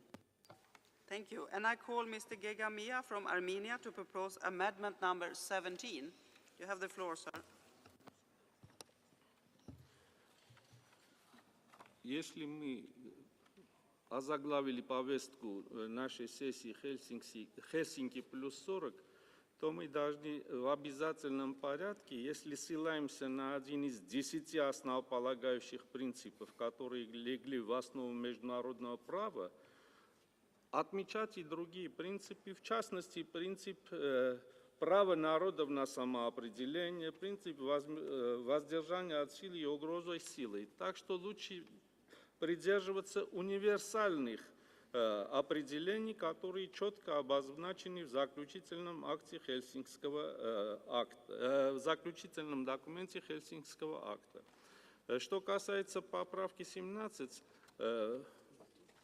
это скорее редакционного характера поправка. Не надо специальные планы действий значит, заключать, когда можно просто ограничиться формулировкой с целью формирования. Thank you. And I call Mr. Guminsky from Belarus to propose amendment number 18. You have the floor, sir. Спасибо, госпожа председатель. Я думаю, что можно согласиться с тем, что поправка 16 в значительной мере объединяет 18-ю, но в какой-то мере, может быть, 17-ю. Спасибо.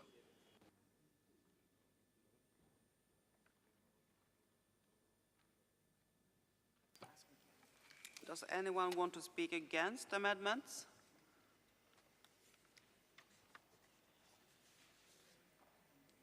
No one? Vilja? Now I'm going through all three amendments and what I can say.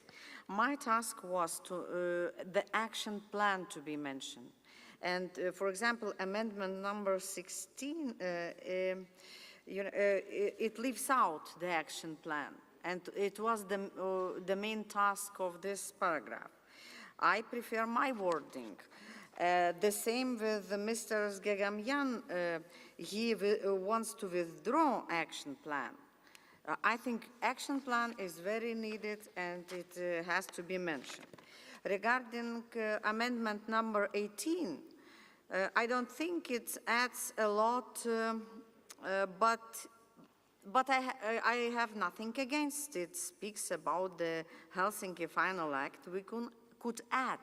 I would prefer this way, our original text, plus, if you agree, Mr. Guminsky's amendment, short mentioning of the Helsinki Final Act.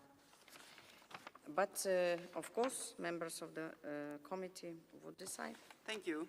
I shall now put amendment number 16 to the vote. Will those in favor of amendment number 16 please raise your voting cards?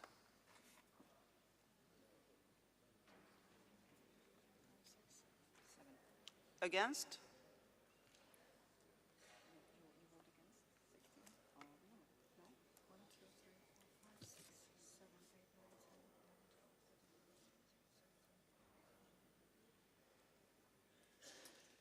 Abstentions?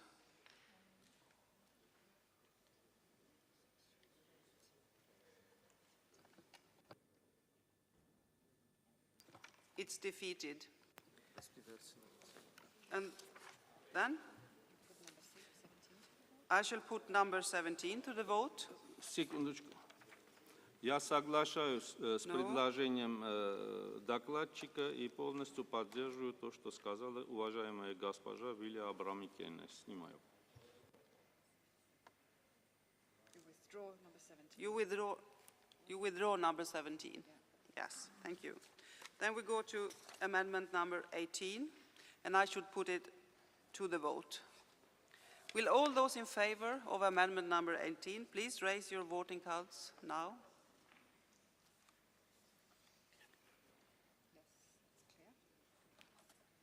Against? Abstentions?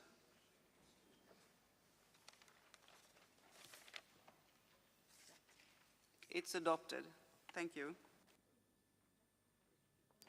Now, we will go to amendment number 19, and I ask for Mr. Guliev to Azerbaijan to propose amendment number 19. You have the floor, sir. Thank you, Madam Chair. As you know, the fundamentals of the OSCE as a regional organization are enshrined in the Helsinki Decalogue. For small nations like Azerbaijan, the rule of law and the supremacy of international law in international relations, specifically the principles on respect of the territorial integrity of each of the participating states, sovereignty, non-use of force against their territorial integrity, or political independence of any state, inviolability of frontiers, and other principles were the driving force behind our accession to this organization.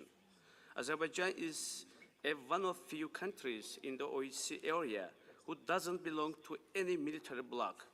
Therefore, we deem it necessary to ensure the security and to consider legitimate security concerns of Azerbaijan. Therefore, we propose to add a new item after paragraph 6. In this regard, stresses the need for careful consideration of the legitimate security concerns of the OSCE participating states which are not members of any military security bloc to provide guarantees for their sovereignty, territorial integrity, and political independence. Thank you. Does anyone want to speak against? Mr. Giganyan from Armenia. You have the floor, sir. Сама редакция настораживает. Тут написано «необходимость тщательного учета, связанных с проблемой безопасности законных обеспокоенностей». То есть это намек на то, что вот эти сложнейшие проблемы международной безопасности тщательно они не изучаются, раз особо делается ссылка на это. Вторая ссылка на то, что страна, не входящая в никакие блоки, нуждается в дополнительных гарантиях безопасности, это есть не что иное, как умаление роли ОБСЕ, во-первых, Совета Безопасности ООН, и абсолютное игнорирование того факта, что есть сотни стран, входящие в движение неприсоединения, то есть не входящие ни в какой из военных блоков. То есть политически это, мягко выражаясь, неграмотно оформленная поправка, и я думаю, что не к чести будет парламентской ассамблеи ОБСЕ такую поправку принять. Спасибо.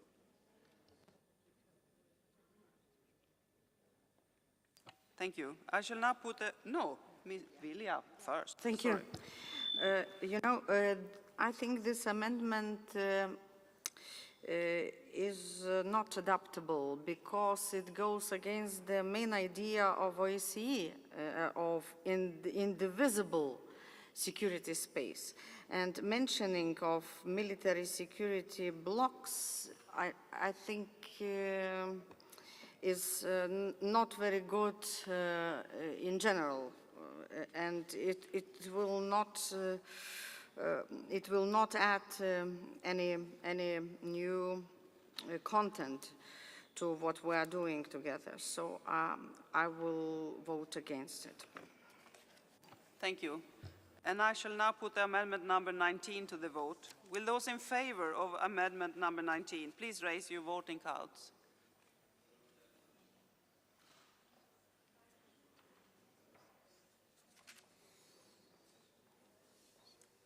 Against?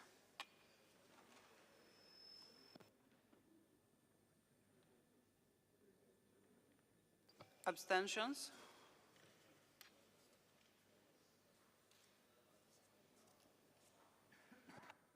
It's defeated. Thank you.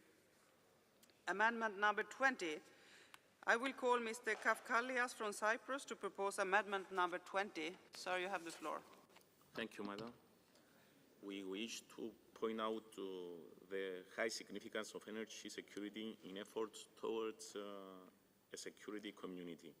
The geopolitical aspect of energy security being crucial, it is essential to stress that international law covering inter alia respect for states' sovereign energy rights must prevail in shaping the new energy landscape, even more so in highly sensitive regions like the Eastern Mediterranean. Thank you.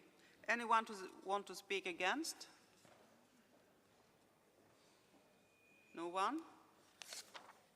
And Vilja, what's your opinion? I think, Mr. Kafkalias, that this amendment goes far beyond of the content of this resolution. Maybe you could discuss these questions in the second committee, but I wouldn't suggest to adopt it. I shall now put amendment number 20 to the vote. Will those in favor of amendment number 20 please raise your cards now?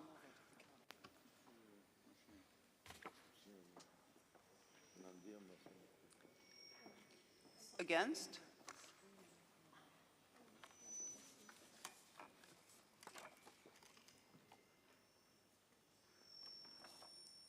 And abstentions?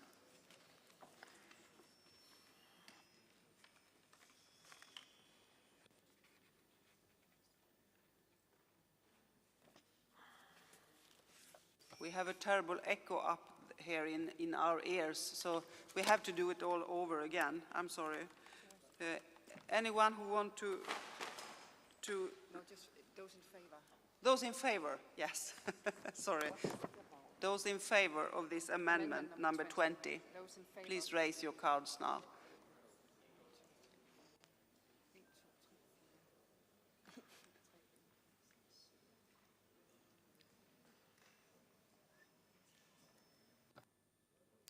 Against?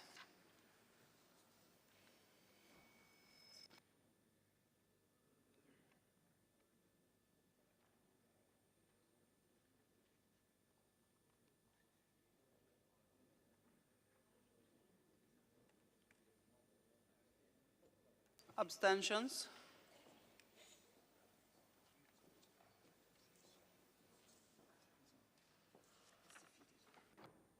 It's defeated. Thank you. And now, amendment number 21. I will call Mr. Senko from Belarus to propose amendment number 21. Спасибо, господа председатель. По нашему убеждению, стабильное движение в направлении построения подлинного, единого и неделимого пространства безопасности невозможно без четкого и безусловного выполнения всеми государственными участниками принципов и обязательств ОБСЕ, касающихся недопустимости применения или угрозы применения силы, санкций или любого рода ограничительных мер. Призываем поддержать эту поправку. Спасибо.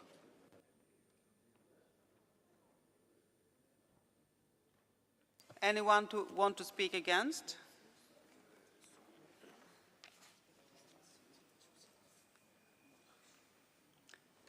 And now I give the word to the rapporteur, Vilja.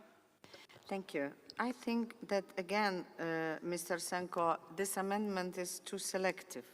You put something what is more important for you and not mention other principles of OSCE. I will abstain. And now I will put amendment number 21 to the vote. Will all those in favor of number 21 please raise your voting cards now?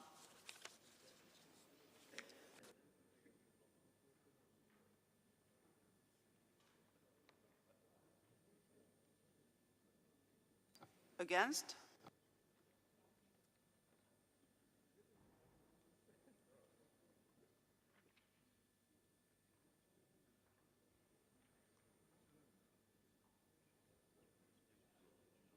Abstentions?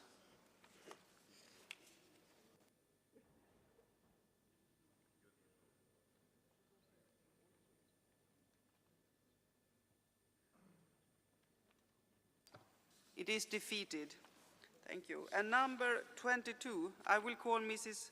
Bratte from Norway to propose amendment number 22. You have the floor, madam. Thank you. This is a paragraph about reforming the OSCE.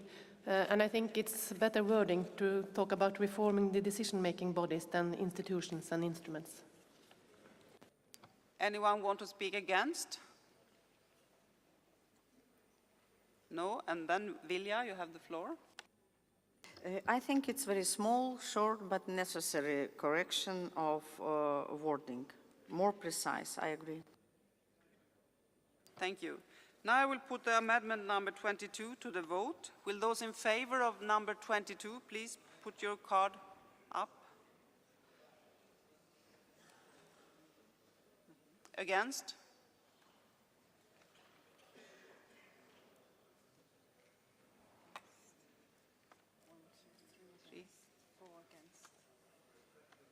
Four. Abstentions? It's adopted. Thank you. And now, amendment number 23. I call Mrs. Glansam Haukler from Switzerland to propose amendment number 23. You have the floor, madam. Ja, Frau Vorsitzende, herzlichen Dank. Die Schweiz setzt sich für den Erhalt der bisherigen Errungenschaften des Verhaltenskodex über militärische Aspekte der Sicherheit (COC) ein. Durch die langjährige Durchführung von OSZE-weiten Ausbildungsworkshops sowie regionalen Awareness-Raising und Implementierungsseminaren in nahezu allen relevanten Regionen Osteuropas, Südosteuropas und Zentralasiens wurde hier ein hohes Niveau an Glaubwürdigkeit und Expertise innerhalb der OSZE erreicht. Aktivitäten im COC-Bereich sind unumstritten und lassen sich unter dem Label demokratische Kontrolle der Streitkräfte sowie Weiterverbreitung der Genfer Konventionen auch im Inland der Bevölkerung gut vermitteln. Antrag 23 und 24 ergänzen sich dann auch mit dem Respekt des internationalen humanitären Völkerrechts, welcher ein Element des OSZE-Verhaltenskodex über politisch-militärische Aspekte des Völkerrechts ist. Diese Resolution bietet die Gelegenheit, diese wichtige Errungenschaft im Rahmen des Verhaltenskodex zu erwähnen. Wir bitten Sie um Unterstützung dieser Ergänzung. Thank you. And that was both 23 and 24. And is anyone want to speak against? No? Vilja? Naja, Ms. Glanzmann, ich glaube, alles war sehr gut gemacht. Beide sind sehr inhaltsvoll und ich werde unterstützen beide Ihre Amendments.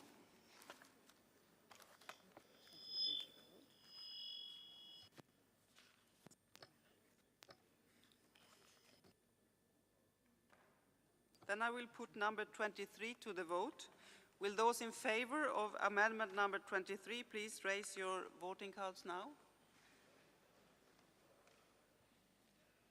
Against?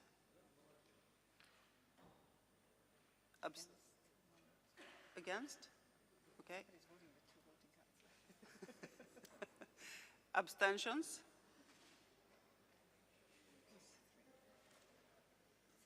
It's adopted. Thank you. Now I will put number 24 for voting. Will those in favor of number 24 please raise your cards now?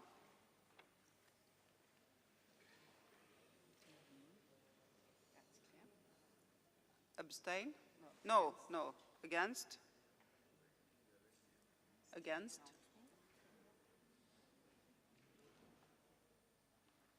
Abstentions? It's adopted. Thank you.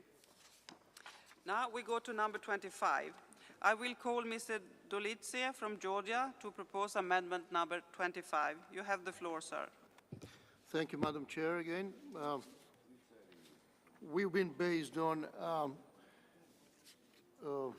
reformation and necessity of the reformation and increasing role of OSCE in this part, and we thought that in our version it's more precise, it's more concrete in regard that incorporate ideas about the reform of OSCE institutions and instruments, and in order to guarantee full implementation of all OSCE documents. We thought that all OSCE already adopted documents since the Helsinki Final Act and the main principles of our organization. Thank you, Madam Chair. Thank you. Does anyone want to speak against?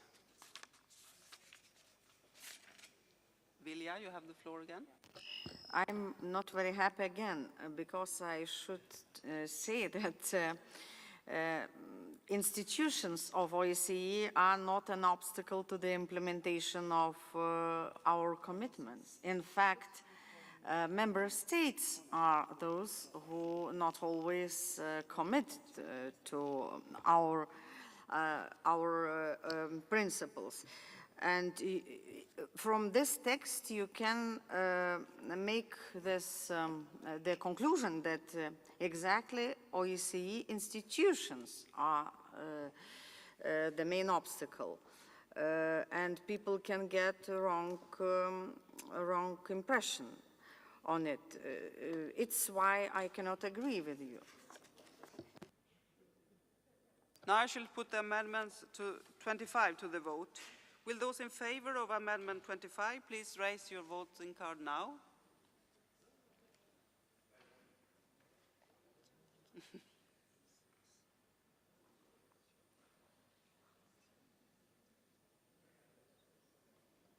Against?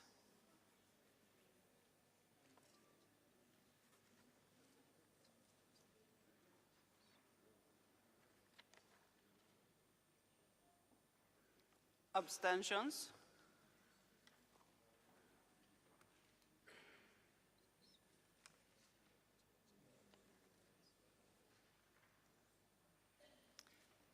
The amendment is adopted. Now we go to number 26, and I will call Mr. Önen from Turkey to propose amendment number 26. You have the floor, sir. Thank you, Madam Chair.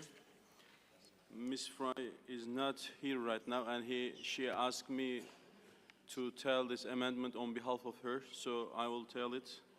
This amendment emphasizes the importance of gender equality within OSCE institutions and field missions. Gender equality should be a key component of the Helsinki Plus 40 process. Thank you. Thank you. Do anyone want to speak against? No? Vilja? I think I agree, and let's go to the vote. Okay. I put amendment number 26 to the vote. Will those in favor of amendment number 26 please raise your card now? Against?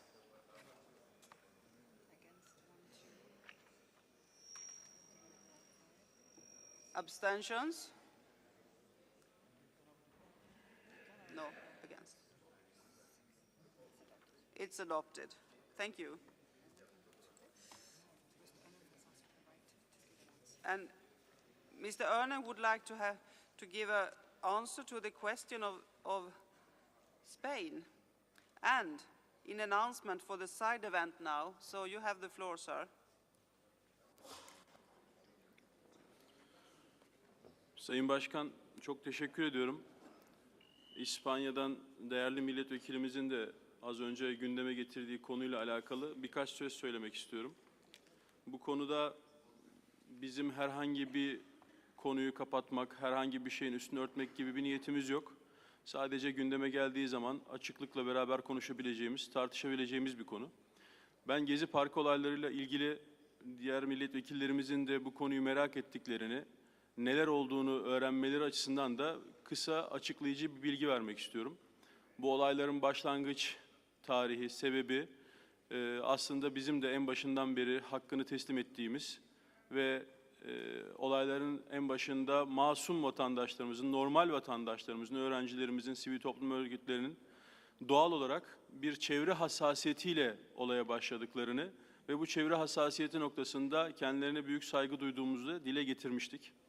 Daha sonradan bu çevre hassasiyetiyle başlayıp akabinde illegal örgütlerin de içinde yer aldığı bir çevreye zarar verme, kamusal alana zarar verme noktasına gelen olayları hep birlikte seyrettik. Bu Türk televizyonlarından da, dünya televizyonlarından da kesintisiz bir şekilde yayınlandı. Bizim de bunlara kesinlikle bir itirazımız da olmadı. Hali hazırda Gezi Parkı ile alakalı konu şu an yargıya intikal etmiş vaziyette.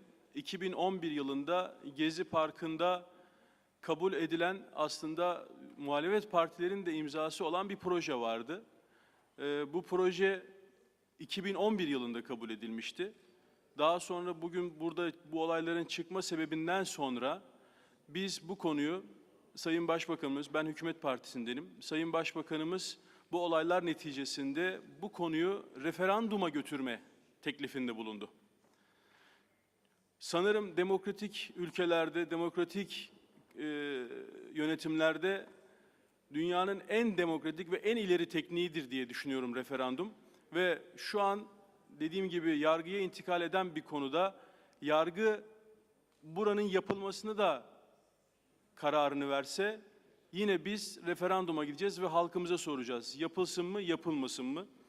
Bu konuda biz barışçıl gösteri temel bir demokratik hak olduğunu zaten düşünüyoruz. Ancak meşru talepler kamu düzenine saygılı bir şekilde ve şiddete başvurulmaksızın dile getirilmesinden yanayız. Bu tip gösteriler dünyanın her yerinde olabilir. Bütün demokratik ülkelerde de zaten oluyor ve gözlemliyoruz. Biz sadece bu konuların iyi niyetli ve barışçıl çözümler tarafından dile getirilmesini ve sonuçlanması taraftarıyız. O yüzden ben sayın meslektaşıma İspanya'dan bu konuyu dile getirdiği için de teşekkür ediyorum. Ve bu konuyu istedikleri ortamda, istedikleri zaman burada da her yerde de konuşmak gerektiğini ve konuşarak bir yere varabileceğimizi biliyorum. O yüzden ben tekrardan eğer başka bu konuyla alakalı merak ettikleri varsa da özelde de bilgi verebilirim.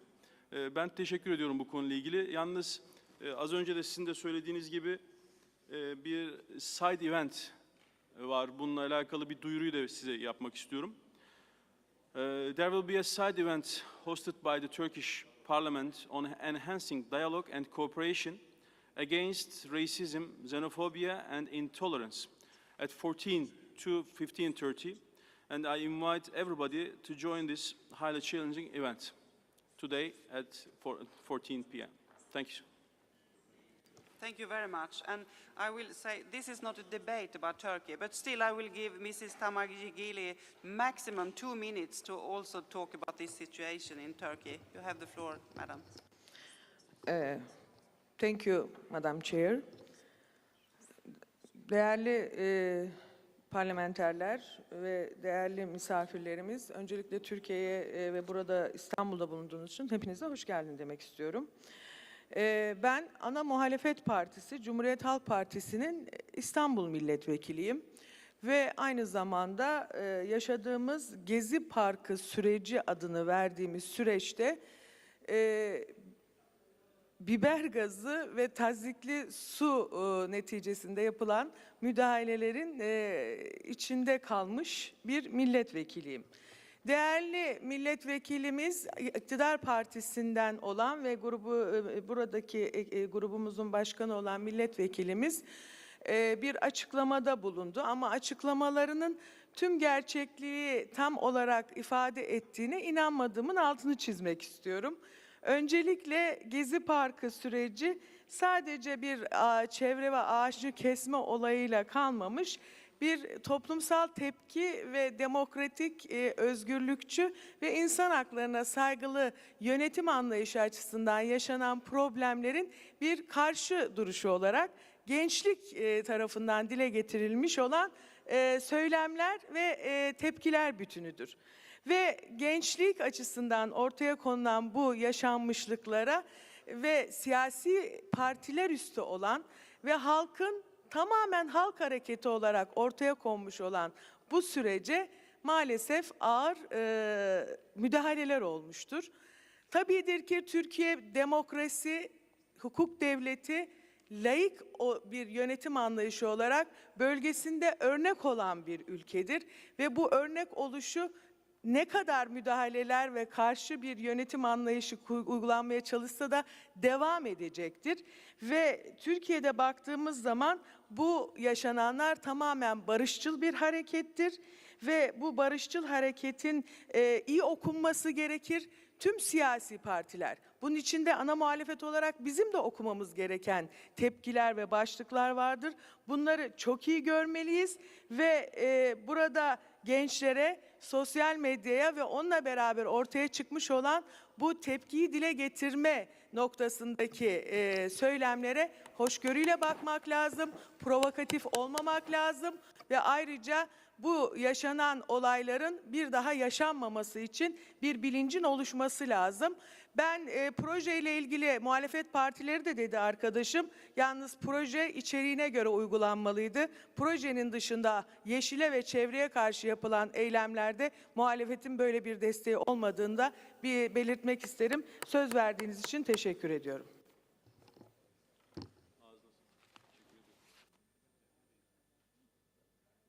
Thank you. And now I also give the word to Vilja.